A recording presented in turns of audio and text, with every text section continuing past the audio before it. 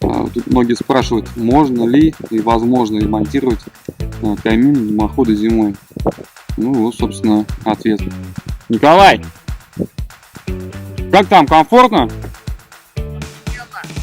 Ну вот, собственно, по-русски охрененно.